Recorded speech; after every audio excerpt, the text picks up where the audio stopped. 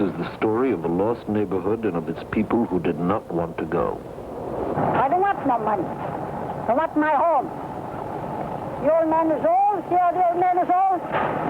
Nemo, that's enough. I don't want to get out. I said to my two daughters, they don't want to get out too, because they spend a lot of money. Plenty of money they spend in this place. We not get none to nobody. Never. Hi, welcome to the West End Video Newsletter. Tonight we're going to go back in the past. Actually, it starts about 100 years ago, a little less than 100 years ago. We have some guests here. We have Eddie Insogna and Dave Kruh. Dave Kruh has written books, Something's Always Happening in Scollay Square, and you had another one, didn't you? I had Always Something Doing. Always Something Boston's Doing, right. infamous Scollay Square, and I had another book called Presidential Landmarks, Right. which I wrote with my dad. Right. And Eddie is, he's with Joe Nemo's, and Joe Nemo's is a famous Boston landmark.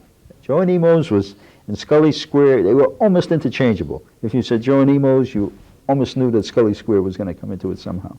And Eddie was one of the, was he your father-in-law? Joe. Yeah, your father-in-law, Joe. And Eddie kept the Joe Nemo's going. They had some hard years, I remember, because you had some hard years, and he kept it going until they're finally back. Right. And tonight we're going to talk about a famous institution, Joe Nemo's, which is alive and well today on Cambridge Street in Boston. But before we get to today's, why don't we have a little history about Joe Nemo's? It started around 1909, is that what? 1909, my father-in-law started in Scollay Square. Mm-hmm. A year later, his brother-in-law came into it, Nemo, Right. named Anthony Collegiero. Mm-hmm. In their heyday, they had about 25 stores. Right. And they were probably, back in the 40s, selling 1 million pounds of hot dogs a year, Yeah. which if you linked them together, they would have went from coast to coast three That's times. right. And that was wasn't that one of the sayings on That's the the sign? saying on it. Known from coast to coast. And you know, the worst thing about it is McDonald's really didn't get started till about 52. Joe Nemo's, if they had really had the idea in the business sense, Right. could have, if Ray Kroc had gone to, instead of going to McDonald's, Right. had gone to Joe, and they might have been nationwide across the country. Oh, definitely. They were about 50 years ahead of their time. They're probably one of the first fast food. Yeah.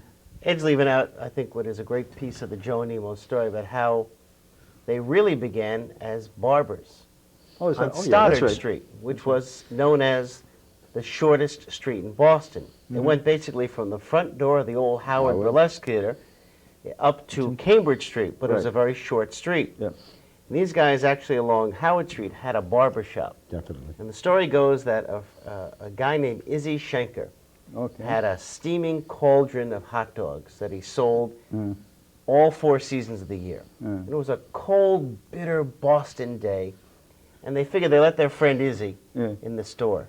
So, you know, there were no laws, I guess, back then about, right. you know, selling food in a barber shop. Right. Izzy, come on in the store. So the two guys are giving haircuts, and Izzy's selling hot dogs. And one day, Izzy leaves town. You've always heard, you know, rumors about why Izzy left town. I guess that's not important. The point is, there's these two barbers, and they're stuck with this cauldron and all these hot dogs. And it turns out they're selling more hot dogs than they're giving haircuts. That's right. So they look at each other, they say, what are we bothering with the haircuts for? Let's sell hot dogs. And that really is how Joe Nemo's began. Far back there in 1909 is really when they went from being barbers to becoming restaurateurs. Yeah. Right.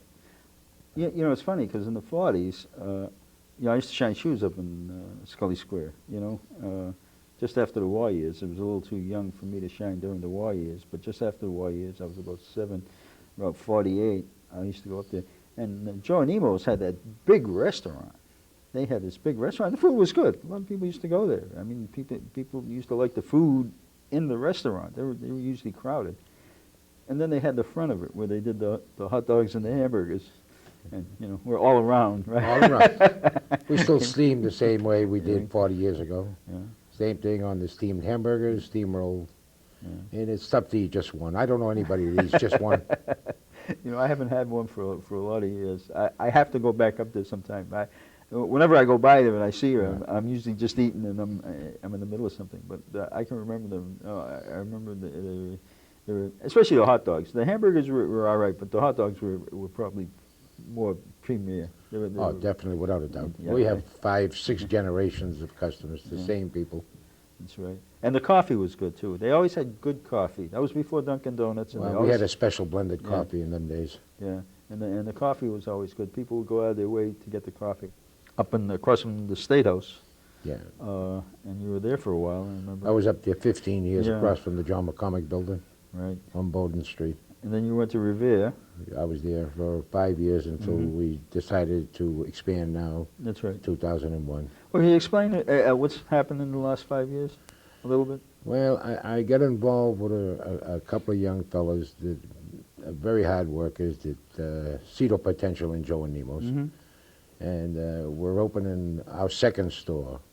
It would be at the corner of Washington Street and Franklin Street. It'll probably Pretty be close to open- where you were before. Right. Yeah. We'll be opening in about 3 weeks down there, approximately Mm-hmm. Thanksgiving. By fall of 2002, we should have 8 to 10 stores out there. That's right. Hopefully, in the next 5 years, we'll have 50 stores. That's what we're shooting for right now. I know when I seen the menu is a little different now than it was in those days. A little more extensive now. Yeah. We also have lobster salad, seafood salad. We have a number of items. Chili. Chili, Yeah. cheese. Right. We have a number of items. We're also introducing a vegetarian hot dog, probably Oh. within the next 10 to 12 days. Okay. Yeah, I guess a lot of... Sounds like sacrilege, doesn't it? A vegetarian Yeah. hot dog. Well, Yeah, you have to please everybody. I'm not too particularly keen of it, but there's a lot of people out there that care for it. yeah.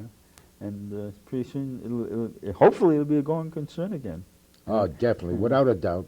Without a doubt. I got a great feeling. I've been in this business for a little over 40 years. That's right. Yeah. I And think I first met you when you were down in Knott Station. Not Station, sure. That's That right. was back early, maybe in 1960. Yeah. That was a few years back. Yeah. And I remember the guy that was behind the counter there was a character. What the hell was his Is name? it Doc? Yeah, heavy guy. Yeah, I think his name was. Yeah, probably Doc Lopez. Yeah, he was they've all since passed away. Yeah, but, yes, yes. it's been good to me. The hot dog business has been very good to me. Yeah. And like I say, I think everybody enjoys it. And the nostalgia is all part of it, so. Oh, without a doubt, without a think- doubt. I mean, it brings back a lot of memories. I've had customers come in and Yeah. haven't had a hot dog in 20 years and come in and say, wow, they taste just like the they same. did 20 years ago. You know, and I can vouch for that. All the time I was doing the research for the book. Right.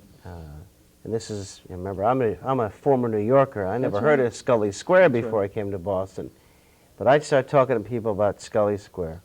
And they'd want to talk about either Sally Keith, the old Howard, or Joe and Nemo. Nemos, yeah. And I remember the first day I actually came up to see your place when you're still up on Bowden Street. Right. I mean, it was a real thrill for me because Right.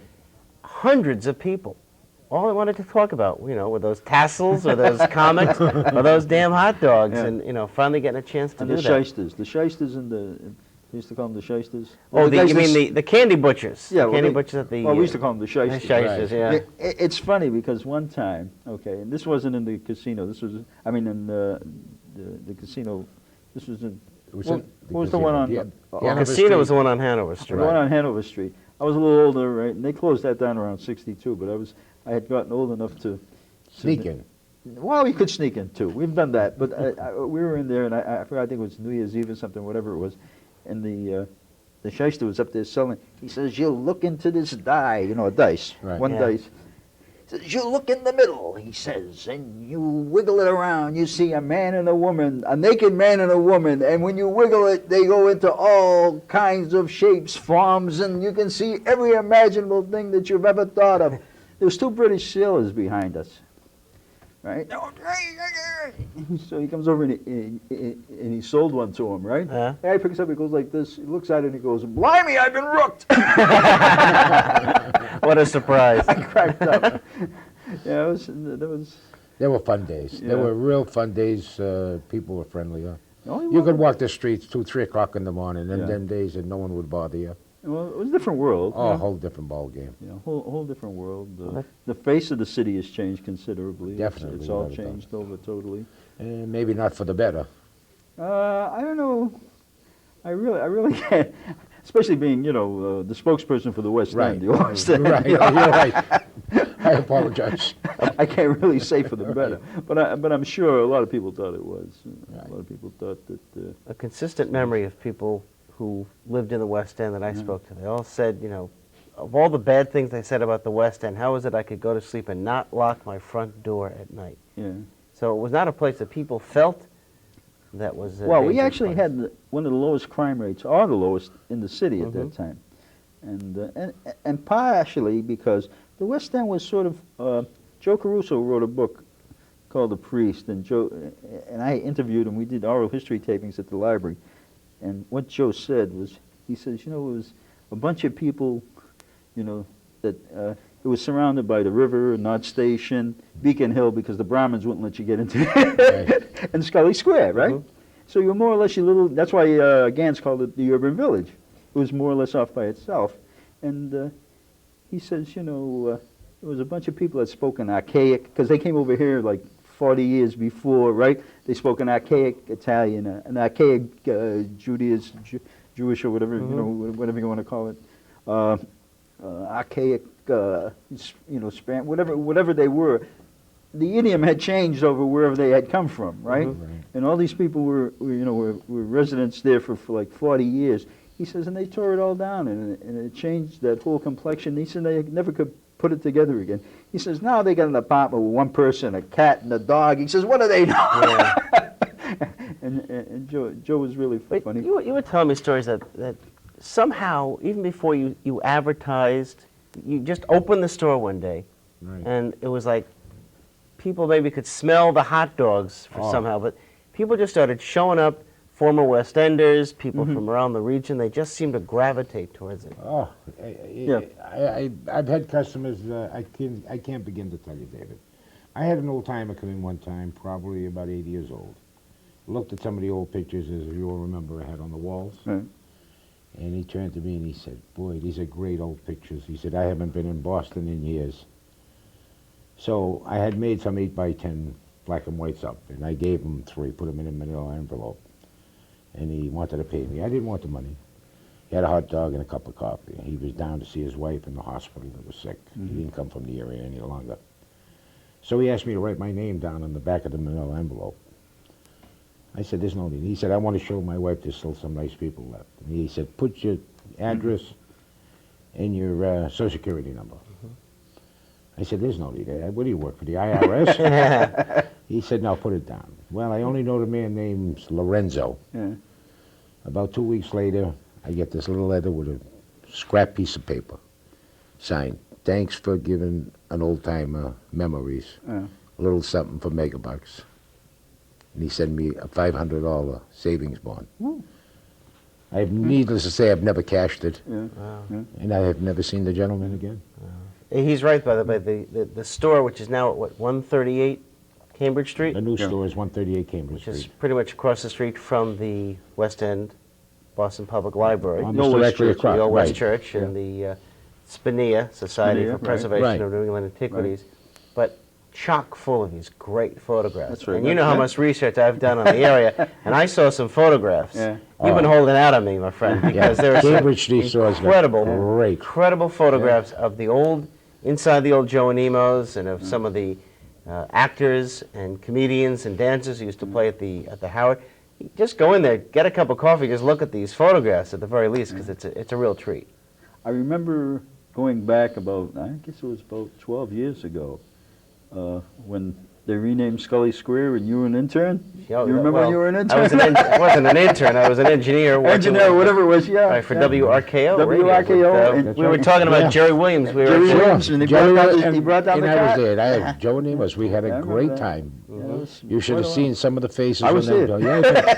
I tell you, it brought tears to my eyes. There were 3,000 people on that plaza that day. Imagine that. And I remember that. that was an interesting day. In fact, you reminded me that was the same day, show you how long ago it was and how much things have changed, that Mike Dukakis announced his candidacy for the presidency same of the day. United Oh, yeah, States. yeah, It was okay. April 27th, Yeah, that's right. 1987. Same day. And we were down there with Dapper O'Neill Right. Yeah. and Joe and Nemo's and That's right. and Ray Flynn stopped by to make the right. announcement. I But believe- just up the street Oh, I'm and at the Public Garden, Right. there was on the Boston Common. Mm-hmm. There was Dukakis, and they had a big grandstand, and he was announcing his right. presidency. That's right. That was I believe we had Ann Kilrio there that day And also. the That's late right. Ann Corio, who's just Yeah. just a terrific gal. and they renamed Government Center Scollay That's Square. You know, and Government Center at Scollay Square. Right. I always, you know, I give a lot of speeches on Scollay Square, and I always mention that Jerry Williams, Mm-hmm.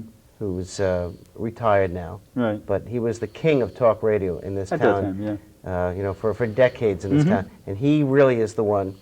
He got the Flynn administration to make that renaming, and he's the one that got the subway stops and the street signs. So it's nice when you're driving through there, and it's especially nice knowing that just 2 blocks away, there's at least another piece of it, Joe and Nemo's, which is now back in You existence. know what I remember about Jerry Williams? 1958, right? He was one of the first, or maybe at that time, the first radio talk shows, right? He used to go on, I think, at 10 and get through at 12, or maybe even 1 o'clock. I don't remember because I didn't stay up to the end of the show. He was the only one talking about the taking of the West End and what a crime it was. Really? Right. Yeah, I remember that. Everybody had the car radio, so we'd be on Sonny LaPresti and all that crowd, right? We'd be Right. sitting down there on the radio, listen to this, listen to this. Right? You know who used to do really the very first talk show here in Boston? It's a very familiar name to people who are Red Sox fans, have been to Fenway Park, but Sherm Feller, the late Yeah, Sherm okay. Feller, he used to do a Yeah, that's right, he did. He used to do a radio show from the Latin Quarter. That's taking you back. That's a long time. But he wasn't really a talk show in the sense of Jerry Williams. No, well, he would have celebrities. Yeah, You know, he yeah. talk about Judy Garland and Ray Bolger and Right. you know, He was performers interesting. from that era. Right. But he used to take phone calls back then. The FCC rules, you couldn't take phone calls on the air. So he would pick up the phone and say, and repeat on the air what people were saying. Okay. And then he would. That's how he would actually talk to people. But that was one of the very first talk shows, if you will, Right. that actually had people calling Yeah. into the radio station. Like I say, that was a whole different era has changed. Everything's. Well, I used to shine shoes in Scollay Square. You'd go. When I was shining shoes up there, the whole place was just bustling. It was after the war, but they were still, you know, the sailors were still there and everything. 5 or 6 years later, it started, you know, quieting down, and it wasn't as bustling or as harried as it was before. But it was still. I still regret not being able to go back through it. There were a hell of a lot of places in there that were very interesting. Oh, they had everything there. Tattoo parlors. Oh yeah, there was a million tattoo parlors. Yeah. Then there was the pinball machine place. Arcade? The arcade, yeah. Arcade Yeah, I was spent a lot of time in there as a kid. Yeah. Yeah, that's another place. When I got to be about 15, Why am I not surprised? I'm 15 hanging around pinball sitting here machines. shocked. Yeah. Yeah. As a matter of fact, the guy that was running that, I mean, he wasn't the owner or anything, but I guess that was his job to, you know, at nighttime to take care of all the machines, if anything tilted or if anything. Right. You know. He used to go to Joe Nemo's. He used to send me over to Joe Nemo's, the restaurant, Right. to get like a steak or something. He was, you know, he loved the place. And a lot of other people did too. Oh, yeah. it How was a many great people time. worked in that Joe and Nemo's? The one was that the biggest restaurant in the chain? back then? Scollay Square, where we had the hot dog stand, was out in the front on Cambridge Street. Yeah. You know, in the back on the corner Long, of too. Stone in Howard Street. Across Yeah. from the old Howard was the restaurant. Tables. And Right. yeah, big tables, dining room. Downstairs we had 8 people serving hot dogs. And up in between the bartenders, the waitresses, waiters. I think there was 12 upstairs. So the hot dog business itself was so good you could have 8 people doing nothing Oh, but doing definitely. the Oh, yeah. fast food right there on Definitely. And that Cambridge was- Street. Definitely. Of course, on the other hand, it was Scollay Square was a going concern. Oh, There was another place. As was the West End. You had a Oh, lot yeah. of West Enders who. Well, North End. Let's not leave North Enders out because Oh, it was sort of a meeting ground between North Enders and West Enders. Right. In other words, that was like sort of neutral. Everybody would go up there. Right. But the North End and West End always got together. They were Right. like sister communities. They sort of like other parts of the city. If you got caught, you may take a beating. Yeah. But the West End and North Right. End, more or less, you could walk freely. You know, There was no problems there. Well, your book covers the whole story. Always something doing. That's right. That's a whole chapter. I Oh, mean, I just had on- to do just on one Joe chapter Nemo. just on Joe and Nemo's, yeah. Definitely. It was And I excellent. want to tell you, if you want a good hot dog, and those of you that haven't eaten a Joe Nemo's hot dog and had the ultimate pleasure of eating a Joe Nemo's hot dog, go down to Cambridge Street. Definitely. To show you how Cambridge, much, to show how much times have changed, a restaurant that originally opened in 1909 now has a website. That's right. Yeah. Right. So people should go to www.joeandnemo, Right. spell it out, JOEANDNEMO.com. Okay. And right now the site has some very basic information, a little bit of history, but hopefully we'll have something a little more expansive. And we're Definitely. talking a lot of, you know, he's very infectious because all of the stuff that they've got planned and, you know, the excitement that seems to get generated when, again, you talk about Joe and Nemo, and you realize how many people who are brand new to Boston, but somehow they've heard. Yeah. It's, you know, I don't want to overstate it, but when you said at the top of the show, it is a landmark. It's Right. something that's as recognizable. I won't say Old Ironsides, but I'll say something okay. like a Fenway Park. Okay. You know, it's a piece of. Fenway Park comes from about 1900. Yeah, but 1909. what I mean is more. It's part of the fun part of Boston. Yeah. You know, it's the. You know, there's so much, and you think about today. There's so much serious stuff going on. Well, let's say the soul of the city. That's very good. Yeah, I would say that The because soul, part of the soul of the city. That's lived on. You know, it could have easily have disappeared, but Eddie hung in there and brought Definitely. it through. Oh, that's Lot of true. years. From I remember that little place up on Bowden Street. Yeah, that was I mean, small. about as much room as we had on this stage. But, and- I had a great customers and I had a lot of fun. Yeah. I had a lot of fun there. And my customers came to relax, whether they were from the State House, judges, senators. That's right. We had fun. It's Yeah. where you could let your hair down and relax. Well, some great stories about the original place down on Stoddard Street. How, you know, a lot of soldiers and sailors who would meet on the field of battle. You know, and there's shells bursting overhead and bullets flying on. They're like, you know, man, if we ever get out of this thing, I'll meet you in Boston. I'll meet you at Joe and Nemo's in Scollay Square. And there were apparently a lot of reunions. I'll tell you, there was a Joe Nemo's on, was that School Street? School Street, we had one. On School Street, right? And they had that was probably the second one, because that's the second one that I can remember. Now, I was only a kid, like 8 or 9 years old, and that was on School Street, right? And out front of that one, they had the picture of the guys in the hut. They were in the South Pacific. That's right. 5 of them. 5 of them. Yep. And they had a sign over the hut, Joe and Nemo. Joe and Nemo. That's a great photograph. It's in the book, as a matter of fact. It's in the book. We have it in the terrific. store. I think it's on the website too, isn't it? Well, it will be. When we get the website up. Yeah, that was when I was shining shoes. That's a classic. Yeah. It's a very good classic. And there's also stories about, you know, people actually, you know, people who got married and they'd go to Joe and Nemo. It's the truth. Wakes, you know, and a number of arrests, too, as I recall. I mean, we had some, you know, top-notch people coming here. Yeah. Believe Judges me. and We you had the a lot of- performers, too, from right across the street. They came in. We had years ago, according to my father-in-law, back in I'm talking back now in maybe 30s or 40s. Yeah. You know, like Abbott and Costello, Yeah. Jack Benny. A lot of people started at the old Howard Yeah, that's that true. you don't realize. Well, even Martha what's his Ray. name? Fred Allen. Fred Allen. Fred started Allen, over there. Martha Ray. I mean, there was quite a Everybody, few. you know, Sammy Davis Jr. performed there with the Will Marston Right. Trio, and you had the Three Stooges, you had the Marx Brothers. I mean, anybody who was a star on radio got their training probably in vaudeville and burlesque, definitely. and that's, you know, that's of course that's where, you know, half those jokes Right. came from. So it's likely they play the old Howard, and if they play the old Howard, like they went to hot there's- dog. you know, it's probably apocryphal, but there's this great story about the guy who goes home and his wife. He walks in the door and the wife goes, "You were at the old Howard." He goes, "I was not at the old Howard." "I know you're at the old Howard."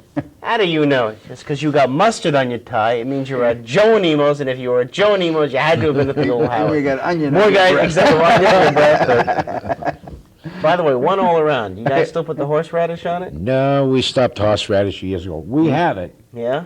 but all around is mustard, relish, and onion. Yeah, see, it Yeah, used that to was, be. that was when I was a kid. All Right. around was must. Well, they started with horseradish, but that was real back in the 20s and 30s. Okay.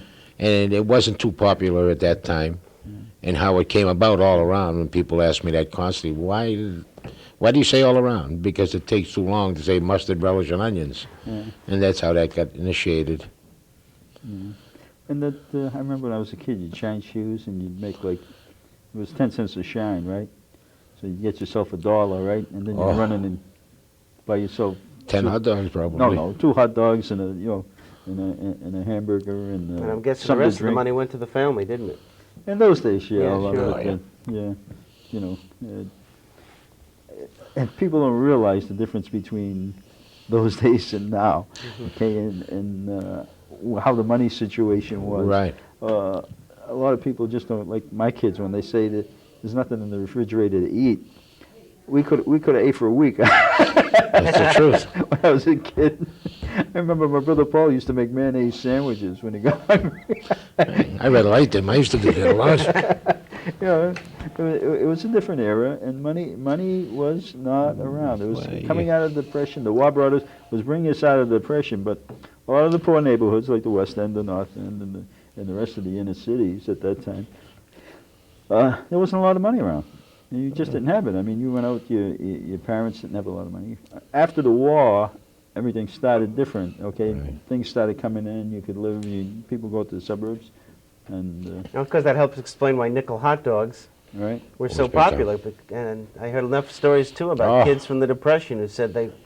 Well, you know something, I have prominent attorneys today, you know, which I won't mention names, that come in and Oh. say, if it wasn't for Joe and Nemo's, I wouldn't have ate, you know, because nobody had money in those Yeah. days during the Depression. Is there anything else you'd like, we're sort of coming to the end of the show now, is there anything else you'd like to say? Or? I'd just like to say that if you're in the area, please stop in, try a hot dog, and I'll have you for a customer for the rest of my life. And let me tell you, if you come in and Eddie's there, say hello to Eddie, and he'll treat you right, and the hot dogs can't be beat.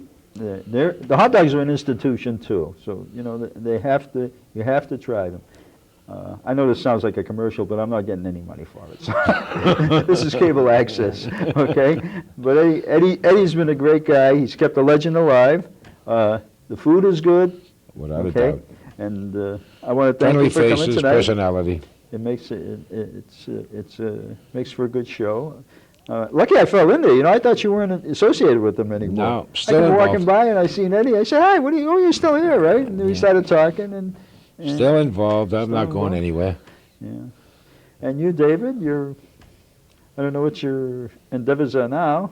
Oh, I'm still doing a lot of writing. You know, Yeah. second edition of the book came out in '99. You also did the show. Curse of the Bambino Curse of the musical, Bambino, which right. premiered in Lyric Stage last year and was yeah. such a smash hit. They extended it 2 weeks, and now we're looking for a permanent home for it. Oh, okay. Hopefully, we'll find a stage for it and let everyone come to see it.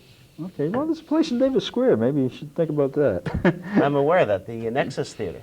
It goes down Yep. to the Yeah. yeah. There's one down there. Maybe. Well, maybe. I think they closed it up though. I don't think it's running anymore. But heard. I'm not entirely sure. But it's been through 2 or 3 incarnations. Anyways, I guess we're coming probably to the close of the show, and I'll see you at the next West End video newsletter.